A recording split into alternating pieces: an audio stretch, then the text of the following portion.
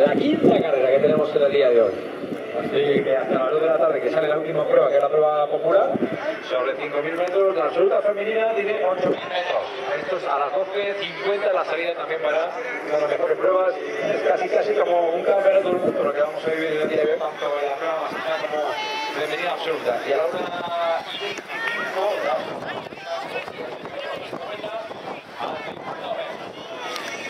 la que aquí estamos continuando, por supuesto, la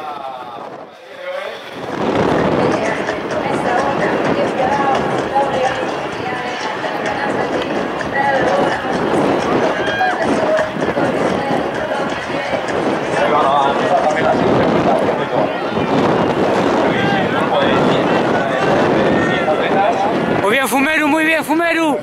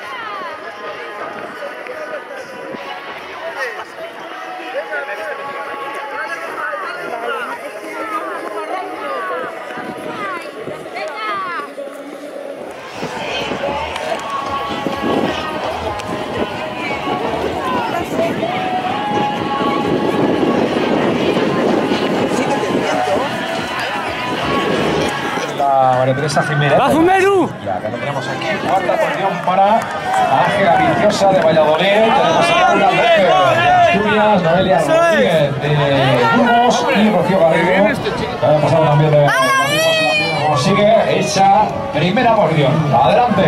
Mientras van llegando también las atletas a la línea meta, los primeros de la prueba infantil. Gracias. Ay, los aplausos, la alegría, ¿verdad? El director de instituciones de Caja de Caja.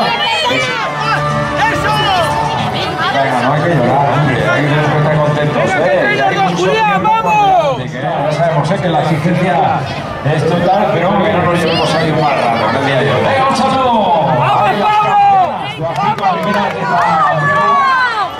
Infantil que tenemos aquí en la línea de fotos y fotos.